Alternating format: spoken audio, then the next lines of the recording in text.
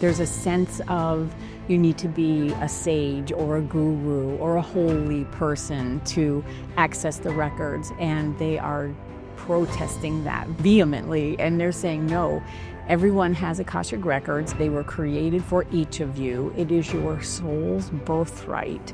We don't have to live with the limitations that human society has put on us. Our soul did not come here with any limitations.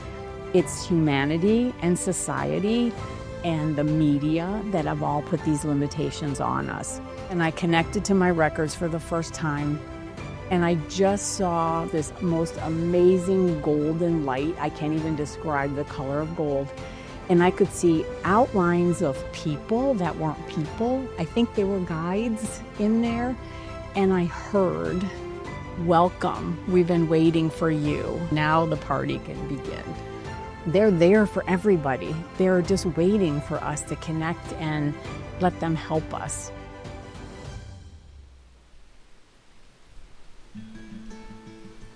I'm Janie MacMillan, and I'm here to talk about my spiritual journey that includes the Akashic Records. It's really focused around the Akashic Records.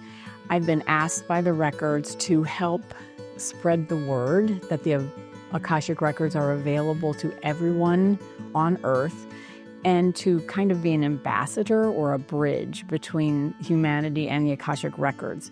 They feel like they are a tool or a resource that we can be using that people aren't using. There's a sense of you need to be a sage or a guru or a holy person to access the records, and they are protesting that vehemently, and they're saying no. Everyone has Akashic Records. They were created for each of you. It is your soul's birthright. And so why aren't you people listening to us? We can help you. I'm going to be sharing information a little bit later about a book that I channeled from the Akashic Records. So I want to make sure that when I'm talking about what they are, this is the way they explained it to me. So I think that's pretty fascinating. They would ask us to think of them as a database. They really are an energy field, but we can't comprehend what an energy field is. So the largest thing that humans can think of is a database. And this database or this energy field, which I think of as this swirling cloud of energy with infinite points of light within it. Each of those points of light is a fact, knowledge. So they contain all the knowledge of everything that has ever happened, is happening, and the possibilities for the future for each person, each animal, each tree, each event that's ever happened. So everything, everyone has Akashic Records. Even there's Akashic Records of how the pyramids were built. There's Akashic Records about how Atlantis, what happened in Atlantis. It's just a matter of us allowing our human brains to let us open to that kind of information. For me, again, the records are an energy field. And so it's all how our human mind will allow us to connect to the records. So think about the records. A lot of people think of them as a library. And ever since I've been working with them, that just hasn't resonated with me, because I think I don't want to have to go to a library, find the right book, find the right page. I just want the information. So maybe that's why I see it as an energy field, right? Many people that I teach how to access their records go to a library, they go to a hall, they go to a building, because that's the way their human mind thinks it's supposed to be, or that's a way their human mind can reconcile what they're doing. I have a client that goes to a building and then takes an elevator up to her records. And so that's how she accesses her records. So I don't go anywhere when I access my records or anyone's records. So I ask the records, why don't I go anywhere? Why don't I go to a building? Why don't I go to a library? And they said, well, you go into the cloud. You go into the energy field. So that's why you don't feel like you're going anywhere. Does that help a little? So I believe it's about where we feel closest to the records, that allows us to connect. So of course, if you were in Egypt, I would imagine it would feel like they were just all around you. For me, it's just being outside. I feel like I'm in the records or connected to the records more when I'm outside than if I'm sitting in a building. But that's all how our human mind will let us process this. Our soul knows how to connect to the records. It's our human mind that gets in the way. So I always say, whatever works for you. When I teach clients or students how to access their records, I really want to be sure they understand that everyone can connect to their records without any training at all. It's all possible. What I teach is a way to do it, one that was shared by the records, and it teaches you to connect in with your heart first, because your heart is the connection to your soul. So the first thing we do is make a heart connection.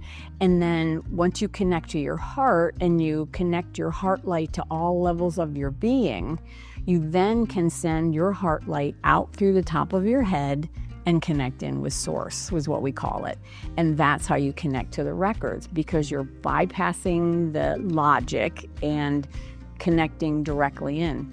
The thing that's amazing with clients and with students, when they connect their heart light into the divine, you can feel an energy exchange. Sometimes the person's soul just says, oh, I haven't felt that, because that's where we came from. We came from that divine energy. So when we connect our hearts back into that, the soul is just so grateful for that. Sometimes it feels like plugging in. It's re-energizing. It's like, oh, I'm connected back into the source, to the battery, so I can re-amp my juices a little bit. So does that make sense? It's really about connecting your soul back to where we came from. May I talk a little bit about the soul, and I talk a little bit about waking up when it comes to this. So what's happening right now is our souls, who are the drivers of this life. For those of you who haven't figured this out yet, there's a difference between being a human being with a soul and a soul here having a human experience. So what happens when people wake up is their soul starts getting their attention and saying, hey, we can do this differently. So many of the symptoms, that's awful. That's an awful way to put it. And some of the signs are people start saying there has to be more to life than this. I'm just not satisfied with the things that used to make me happy. I don't understand why I'm not relating to my friends and some people the same way. And it's because their soul is trying to get their attention to say, we don't have to live with the limitations that human society has put on us. Our soul did not come here with any limitations. It's humanity and society and the media that have all put these limitations on us. So when you start to recognize that it's your soul here, and I want to say for an adventure, it's not here for going to work, making money, get a bigger house, which that may be your adventure, but the souls are like, really, that's not what we came here for. So when that soul just starts whispering and saying, there's more, that's when I say people are starting to wake up. And so when that soul, when you allow or enable your soul to connect back into the divine, which is where all of our souls came from, that's like phoning home. I like to think of when I went to Europe back in the day when cell phones weren't everywhere. And I was there for probably 3 weeks, and about halfway through, I took the time to get on a payphone and put all the coins in to call my mother, just to say, hi, I'm having a great time. And as much fun as I was having, it was still so good to hear her voice and, have her ask me how I was doing. So that's what I feel like our souls do when they connect back into the divine. It's just I'm having fun here. And it feels really good to touch base with home again. Imagine your heart center in your chest and your heart light within it. Now, this isn't your heart chakra. This isn't your physical heart. It's all about your spiritual light. the spark of the divine. That's what your heart light is. All right. Does that make sense? So then I say it can look like a flame. It can look like a ball of energy. It can look like just a magnificent radiant light. This is where your imagination can play a big part, because if something doesn't pop into your head right away, then use your imagination. You make it how you want it to look. I've also had several students and several clients that have, and I don't know the technical term, but they can't see things in their mind, right? So they have to create what they think it's going to look like, because they don't get any images in their mind. So for me, my heart light looks like a flame. That's the only way. I mean, it's a flame, but for many people, it's just a beautiful big ball of light, kind of like a chakra, but it can be any color. It can be whatever you want. So that's where your imagination has to jump in, because if it's not popping into your head, it can make it however you want it to be, right? And so when you imagine your heart light, then you can imagine sending a beam of light up to the divine. What does that look like? How does that feel? But it's really just most important of giving yourself permission to make it the way you want it. And so many of us think somebody has to tell me what it's supposed to look like, or I'm doing it wrong. You can't do it wrong. It's your heart light. If you want your heart light to look like a 57 Chevy, that's fine. It's your heart light. So it can be, and you send your headlights up and connect to the divine. This is all made up, what your human mind believes in, and the soul is what knows the reality, right? Our souls are having adventures on all different planes, all different lifetimes.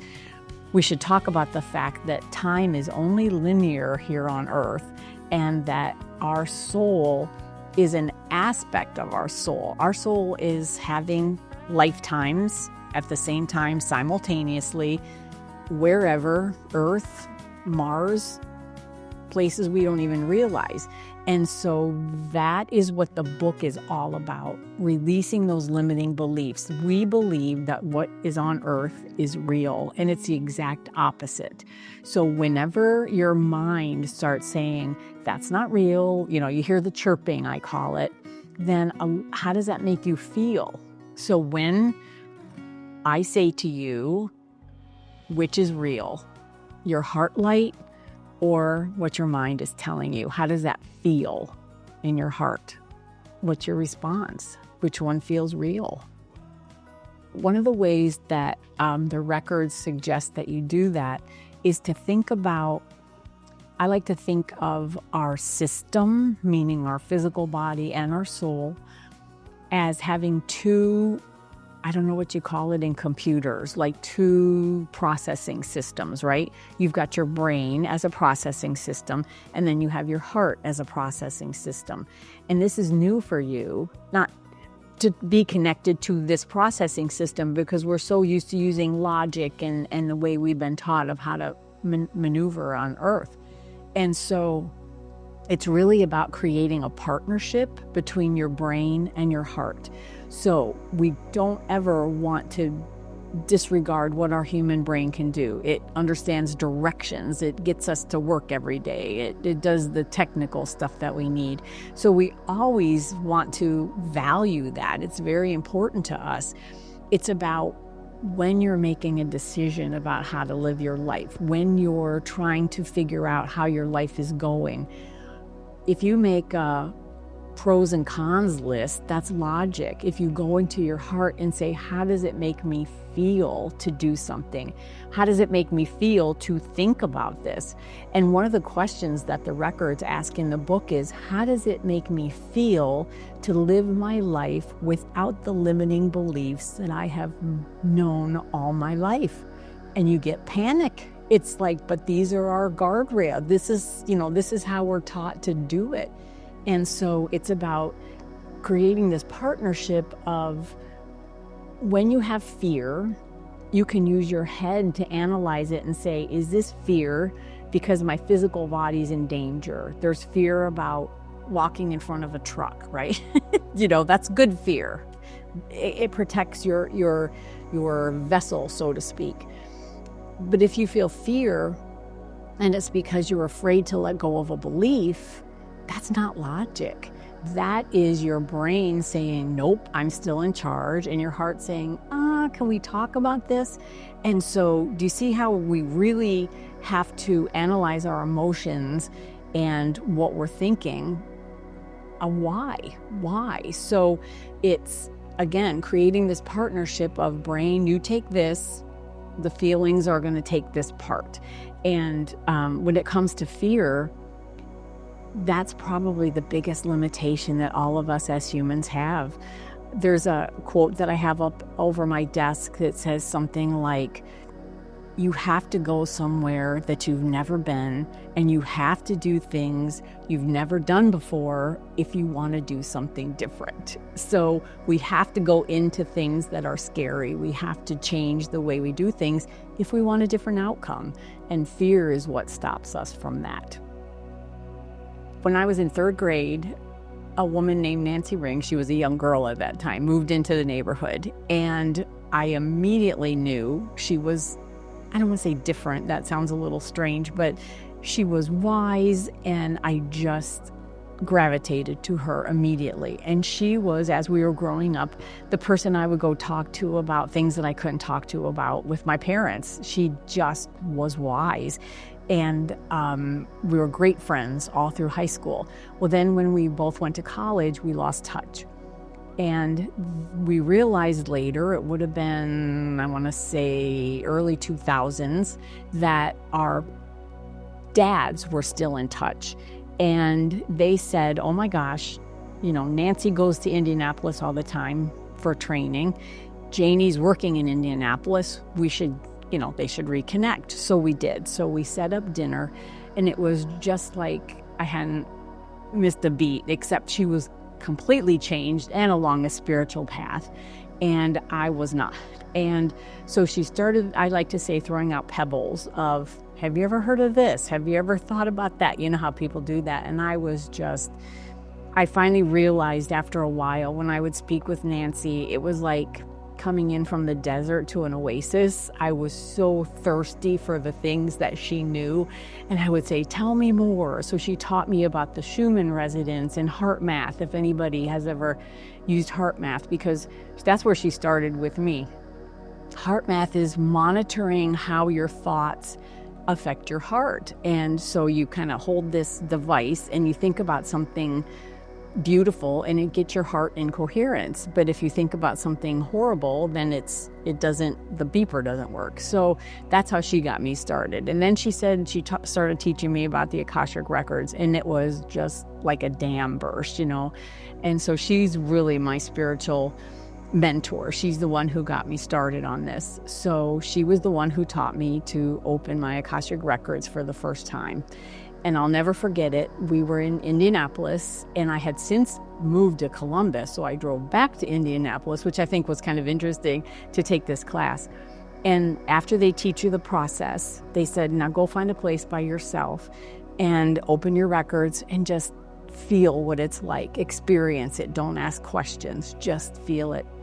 And I was sitting on this huge boulder in this person's yard, and I remember the sun shining down on me. It was just perfect weather. And I connected to my records for the first time.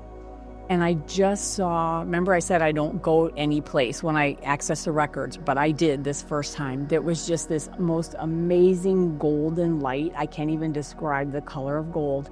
And I could see outlines of people that weren't people. I think they were guides in there. And I heard, welcome, we've been waiting for you. Now the party can start. Or now the party can begin. I'm getting goosebumps. And so it was like, oh, this is going to be fun. I mean, that was my first connection with the records. So they're there for everybody. They're just waiting for us to connect and let them help us. I think everything comes from the records. If you're channeling a guide, if you're channeling anything, if you're doing tarot cards or any kind of psychic ability, all that information is contained in the records. And I think there are different radio stations that you can tune in on. So what is channeling? Channeling is opening yourself up to information that's outside of you, right? It could be from a guide. We have many people at the Reiki Center that channel a collective of beings, off-planet beings. And so it's the same thing to me. They're channeling information from this collective. I'm channeling information from the records. But I'm only channeling when I'm with a person in their records, that person's records, right? I don't know where that collective of beings is getting their information. I mean, I think it's from the records, but kind of sideways, if that makes sense. I think everything comes from the records. But yeah, it's channeling, but it's how you tune in. I tune into my records. I tune into someone else's records. I opened the records of this interview today so that I would get the best information that I could. So it's kind of choosing your channel. The difference in the depth of the information, the more you're connected to your heart. Nancy used to say, the ideal thing is to make your path to the records a well-worn path. So the more you connect to the records and come out, connect to the records and come out, that path gets wider and wider and easier and easier.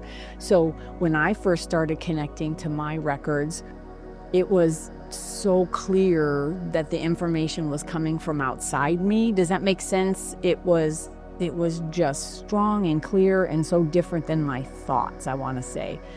And now that I've been doing it this long, I can't even describe it. It's just thoughts come in. I don't want to say just thoughts. Sorry, I didn't mean to be disrespectful. Thoughts are coming into my head, and it doesn't feel any different than my thought, yet I know it is because I'm accessing the records. Does that make sense? It's become more integral into the way I think. And so it's not quite as distinct, but that's how they do it. They make it really clear for you. Hey, this is from, so you learn to trust it, right? And I don't have to trust it anymore. I know it's there. And so it's much more subtle now because I know how to interpret it. Does that make sense? And that's the hardest part, though. That's why many times they will make the message so different that you know for sure it's not coming from you, because that helps your mind get over is this real? Am I really doing this? Now I have to, in full disclosure, sometimes when I'm in a session or I'm writing something, it's something that's so obvious and I just say, really? And they say, Janie, just say it, or write it. And because, someone's having trouble being afraid of using one of their gifts, right? Doing Reiki, any kind of gift like that. And they'll say, well, because it's a past life of where that person got persecuted, maybe even killed for using a gift. So of course they're apprehensive to use it again. They brought that with them into this lifetime. And I say, but that's so, and they say it's cliche because it's real. So just be quiet, Janie, and say it. So that's how cliches become real, is because it happens so often. So many, many times as people are waking up, starting to find a gift, it has to be so different because otherwise your human brain will say, I'm just making this up. And so that's why they make it really clear of this is real. You can't ignore this anymore. Hopefully you won't ignore this anymore. This is something that my mentor, Sandira Jelinas, taught me.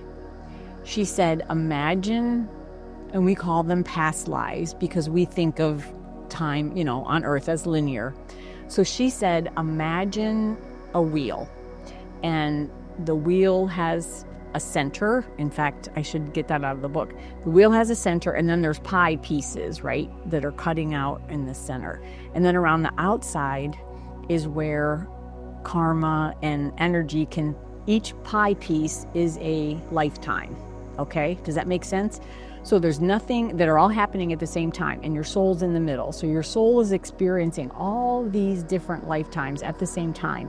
And then on the outside, karma from this lifetime can kind of float around and affect this lifetime because it's kind of leaky. They get in, they can share energy. So you could actually be having another experience here on Earth at the same time because it's not linear. It's only linear on Earth. So that's what the neat thing is. This blew my mind until Nancy helped me fix a lifetime. So I was in touch with, I was struggling with something, and so we went and looked at a past lifetime. And in that lifetime, my family had really hurt me. They let me down. I can't even remember what they did, but they had abandoned me or just not supported me when I needed them. So she said, how would you have liked them to act? And so we changed the way they treated me in that lifetime, and then asked for that change and the hurt, to go away because that hadn't actually happened because we fixed it, to ripple forward into this lifetime. And I was able to let go of that hurt because I fixed that lifetime, because it's happening at the same time as this lifetime. So we can go fix it there, have it roll forward, I'd say like dominoes. And see, now I can't even remember what I was struggling with or what that pain was because we fixed it. So I've done that many times with people in past lives when we're in the records where they've been hurt or, especially when it comes to gifts, witches have been killed, chased, whatever. And so we say, well, how would you rather have that happen? And so then we have that, like the witch finds a place where she's safe or he's safe and has a supportive community. And so then we can say, so are you afraid anymore of showing your gift? And they say, no, because I'm in this safe community. And so then we ask the records to ripple that forward. And then that reduces their fear of admitting to other people that they do Reiki or whatever their gift is. The way I like to think of it, or the way the records explained it, they just corrected me.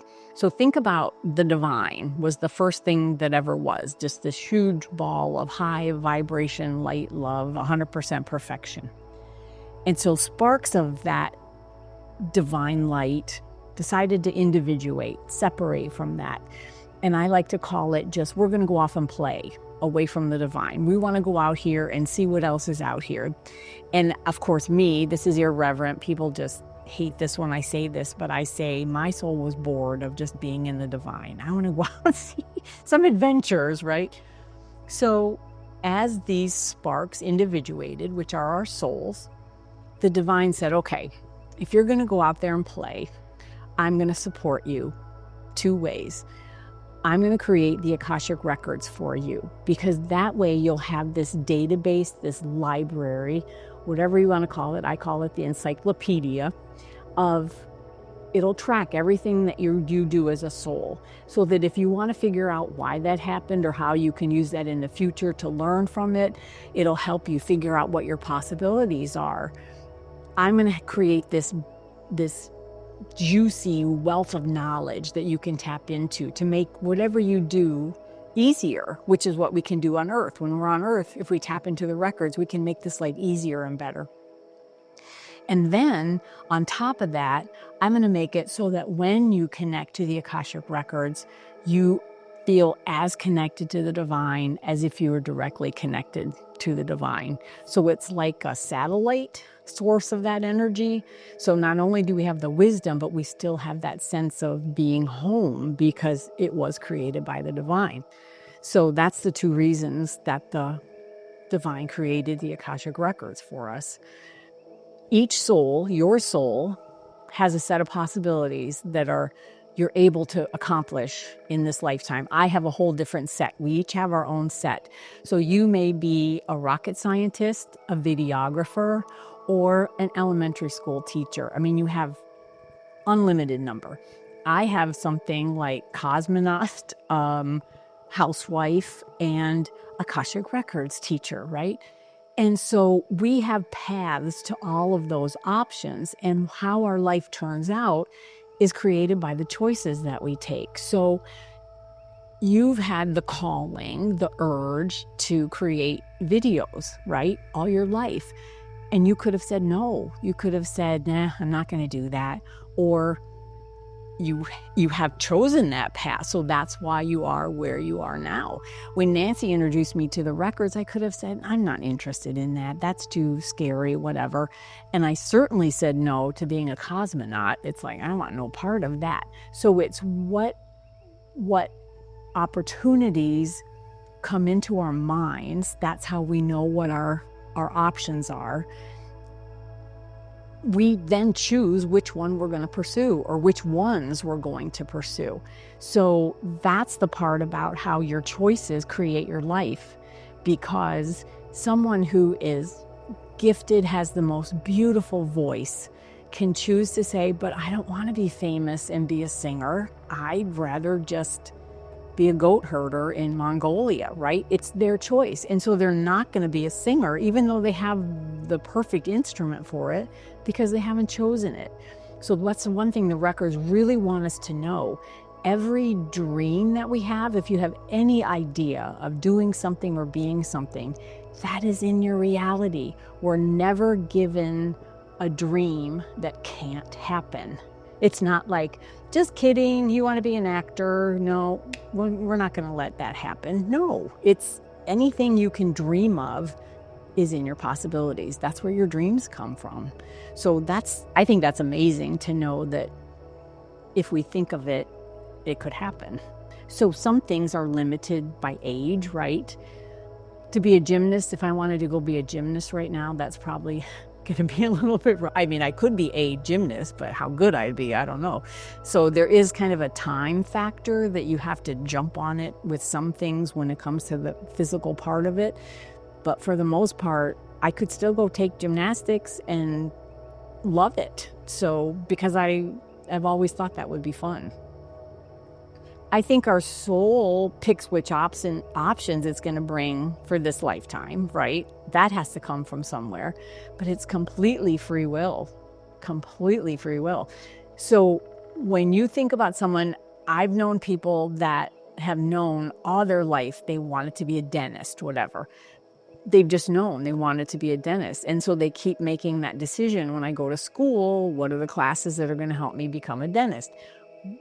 What do I have to do? What other stuff can I go shadow a dentist, whatever. Every choice they make feels right to be a dentist, but they still don't have to. We have complete free will. Remember that singer, just because she has that beautiful voice, she can choose to be the goat herder.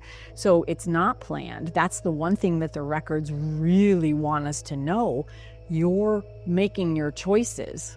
So if you don't like where your life is now, we didn't put you there. You chose it, right? You don't blame us. I mean, in a loving way, every choice that you've made has made you get where you are today. So if you don't like where you are, let's look at some other choices you can make that are going to make you happier. So no, it's definitely not predestined or predetermined. People talk about fate, or I love it. I knew somebody that said, I know I'm destined to have a boat. And I looked at her and I said, you have to make the choices to have the boat. The boat isn't just going to pull up in front of your house one day and say, here's a boat. You have to figure out what kind you want, how you're going to save the money, or does that make sense? You're not destined for anything. I do believe that everyone who is on earth right now is here for a reason, was chosen to come here as a soul, and chose to come here because of the shift that's happening on earth, the energetic shift. So for people who don't understand, the energy or the vibration on earth is rising. This is good. It's getting higher and higher. Remember, the divine is the highest, most powerful high vibration. So that's what we're headed for on earth. And so this is a real pivotal time. It's going to happen no matter what humans do. It's just whether we're going to assist to kind of move this along a little bit. And those of us that are coming in these next, I don't even know how long it is, 100 years, couple hundred years, the souls that are here are all here for a reason, to help with that shift if they choose to, right? So somebody could have the perfect words that would get all of humanity to follow them. But if they don't choose to say them, though, it's not, does that make sense? So they still have to choose their part. So there are some people that are here just to emanate higher vibration energy. I call them lighthouses, and that's all they are, is just sending love and light out to the world and hoping that other people are picking up on it. Someone like me, I really believe I'm here. I have this warrior spirit that's trying not to go warrior, on everybody. I just want to say, come on, people, the Akashic Records want to help you have a better life, and you're not listening, and why aren't you paying attention? And so, that's my mission, should I choose to accept it. I always like to say, and I have chosen to accept it, is to get people to wake up to this resource that's here. So your video, yes, maybe you came to do videos, but you've chosen to do videos about spiritual things, right? So you're helping get the word out of the opportunities that are available. So you see how, yes, it's kind of predetermined, but we still have to choose to do at every corner, we have to make that choice. I always ask my guides, or let my guides know, I'm ready. Show me, I'm accepting, I'm fully accepting. So show me what to do, how to do it, because I want to do the most that I can. I love my purpose. I love my path. Can you tell I'm passionate about this? So put me in, so to speak. And then that's the hard part is, I said, put me in. Come on, I'm ready, put me in. Divine timing, that's the hardest part for humans to understand, is I'm ready, I think I'm ready, but the world might not be ready, or something else has to happen for the book to resonate with people, or who knows. And so I just have to trust. This is kind of like, I teach my clients this all the time, and I'm having to teach myself this, to remind myself of, it's not up to you, Janie. Do you know more than God? And it's like, no, I don't know more than God. I have to trust that God's going to do this, or the records are going to do this in the way that it's supposed to happen. So I'm showing up, doing my part. I just don't want to be the slow part.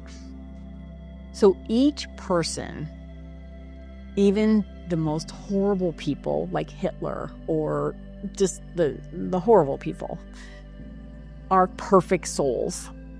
So each of us is a perfect soul. It's just what our human part chooses to do.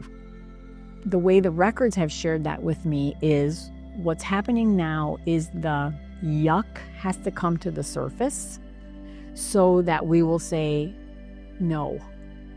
And no one makes a change until there's discomfort. So if everything's going along beautifully in the world, we're all getting along, why would we change anything, right? So there has to be discord to get people's attention to say, no, I don't think that, I disagree. And I had heard, oh my gosh, this has to be 10 years ago when I went to a class. The speaker had brought in a woman that was channeling off-planet beings, I like to call them. And she said, there's coming the time on Earth when you're going to have to decide what is okay. If you're going to go to Italy, which is what you're doing as a soul, leaving the light where we came from and coming to Earth, low vibration, time, emotions, you have to deal with all this stuff. We chose to come here to play this game, right? And I know so many people, when I tell them that, they say, I did. It's like, yeah, you did, I promise. Because a lot of people think, ugh, but you came here. It's just like choosing where you want to go on vacation. We chose to come to Earth to try and help this move along. And so if you went to Italy, my favorite place, or Iceland, another favorite place, would you just go there and sit in a hotel room? No, which is what we're doing when we're acting like humans. We're just going to work, making money, whatever. That's what being on Earth in the hotel room. That's what the records call it, when you're acting as a human. When the fun begins is when you get out there and start exploring and seeing what you can do. So with the political climate right now, I have to be careful how to say this, because the records don't like bold, broad statements but I do feel pretty confident in the United States that if you went out and protested, you're not going to get hurt. But again, I have to be careful because there's other crazy people doing crazy things. But how far do you want to push it? What do you want to do? Do you want to run for politics? Do you want to get out and protest? Do you want to write your congressman? Do you want to speak up, right? Spoiler alert, we're all leaving this earth. There's only one way out of here. Only one way out of here. We're all leaving. And so what do you want to do with that time? What's important to you? So for me, it's more about exploring nature, exploring other cultures, seeing other lands. I just love to travel. My soul just loves to travel and feel the energy in other parts of the world. So that's what I do to make this fun, I guess. All right. That's what I say, that our soul is our hedonistic part. What's going to make your soul feel good? And there is a part of me that wants to get out and protest, just say, this is not right, right? And I'm trying to figure out that we want to put our energy into positive things. So I had always heard it was Mother Teresa. I don't know if it's true, but she said, I am for peace. I'm not against war. So the more we're against what's happening, we're feeding it because we're giving it energy, right? The more we say, blah, blah, blah, blah, blah, blah, it's feeding it. So what we need to focus on, the records are suggesting, is how do we want it to be? I also believe that the records have explained it, there are soul families, and that souls make agreements to share lessons with each other before we come. So that I do believe, that you're going to be the dad this time, I'm going to be the kid. I need to learn how to stand up to my father, so you're going to be a jerk, so that I learn in this lifetime to be able to say, no, I'm not going to be treated that way, or whatever, because that's a lesson that I need to learn or want to learn. And so I do believe there are those agreements that we come back. I think about, why do babies die when they're 3? And I do believe there's a reason. They're teaching those parents something. I personally know a woman that her son died of an autoimmune disease at maybe 14. They never even diagnosed what it was. They'd never seen it before. And I remember thinking, if that happened to me, I'd go to bed and pull the covers up over my head and say, why me? Why did my son get taken? He was never really healthy all his life, blah, blah, blah, blah, blah. So instead, she turned around and created a foundation that gives back to the community. So she raises money, and every once in a while, they'll go to a gas station and just pay somebody's gasoline bill on that day. Or they take donuts to firefighters on his birthday. Or they're also now doing going in and fixing up the bedroom of a sick child, like a home improvement show. They go in and redo the child's bedroom to, for something nice happening for this sick child. So I'm sure she'd much rather have her son, she's figured out a way to turn his memory and what happened to him into something positive, which is just amazing to me. And so, right, maybe she and her son had that agreement that she was going to teach people how to do this gracefully, do loss gracefully. Our soul comes here knowing that it needs the physical body in which to operate on this plane, right? So in order to have the experiences, to experience emotions, to experience love on earth, we need this physical part. And in order to operate in the low vibration that is Earth. So the way the records explained it to me, why this is happening more and more. So, there were people that were awake. Like, look at Tesla and Edison and all the artists. They were in touch with their soul. News for all of you creative people out there. You're channeling that. I mean, you aren't creating that painting. You're allowing that painting or that music to come through you. Those inventions, they were open to those inventions. It was time for the world to understand it. And so they listened, and the universe helped them bring that into the earth. So there have been people that have been awake all the time, right? Our brains don't connect to the records. Our brains don't connect to our guides. It's our heart. And so any kind of daily practice of focusing on your heart center, of understanding what your heart light is. Your heart light is a spark of the divine. That's your connection to the divine. So it's perfect. It's perfect. And it's about connecting in with that. What does it look like? If your human mind wants to know, decide what it looks like. What color is it? It could be different every day. And starting to ask, instead of, what do I think about this? How do I feel about this? So it's really about establishing that heart connection. And as soon as you have that heart connection, then you're able to connect to your guides, to the records. You don't need a class to learn how to, the reason you take a class is to learn how to do it intentionally, so that I know that when I want to be connected to the records, I will be. That's what the class is all about. Everyone can connect to their records without a class, but some people's heads won't let them, or some people just think, I need to take a class to be able to do that.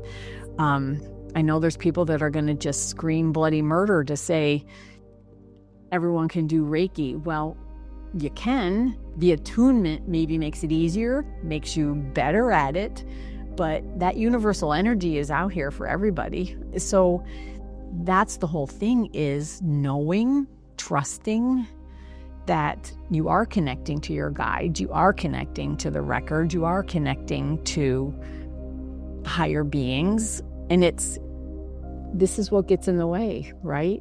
So if you go in your heart knows you're perfect. You can do anything. It's the brain that stops us. As good as I am at connecting with the records, I really want to understand how the pyramids were built. I'm fascinated by that.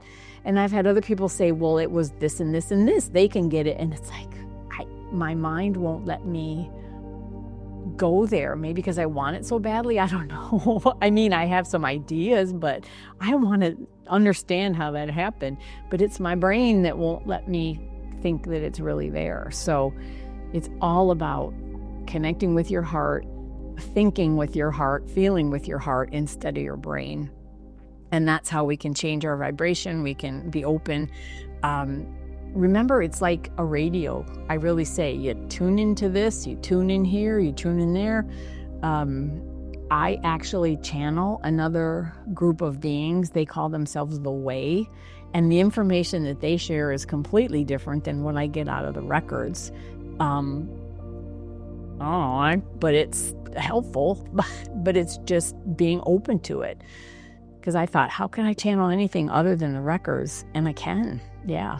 So they just want people to connect in with them and to be connected, because they want to help us with the shift on Earth. So they're very clear that if we can get 33% of the people living from their hearts, what they call unity consciousness instead of the I ego, if we can get, it only takes a third of us, if we can get that, that's going to be what puts us over the tipping point of really being able to change from the patriarchy to the higher energy kind of heaven on earth. That's what we're looking for. So that's exciting. It's not 51%, it's only 33%, because light is always more powerful than dark. Always. The favorite thing they have to say is there's no dark that's dark enough that if you lit a match, it could put out the light. The light will always overcome the dark. So we need to remember that. The other thing they want us to remember is it's about connecting to our hearts, connecting to our souls, living from the I want to do this, I get to do this, instead of I have to do this. It's about releasing the limiting beliefs that humans and society have put on us. There's so many I should, I need to, I can't, that every time they hear those words, it's like, that's conditioning. It's conditioning. So release those limiting beliefs and live this big, beautiful life that's full of possibilities. That's what it is. Yes, there is more to life than the limitations. And then the third message is you're missing life on Earth. There's bugs and the sun and wind and nature and water and weather, and you people are walking around like this, you're missing it. It's messy, it's sometimes hard, and all you think about is, I'm going to give you a little grief here, I just want to go play someplace else. Or as soon as you get spiritual, we start thinking up and we just want more information from above, and they're saying, look around you. Ask Gaia for information. Gaia has so much wisdom. You're on Earth. Be of Earth. Don't miss it. You're only going to be here for a little bit. And so they ask us to think about, what are we going to miss when we're back in the light? So for me, it's all about weather, and it's about animals, and it's about hugs. You'll see there's a lot about hugs in the book, because we can still get that feeling, but it's not the same as a human physical hug. So what are you going to miss when you're here? Embrace it, love it, enjoy it. Don't miss it. Don't sleep through this.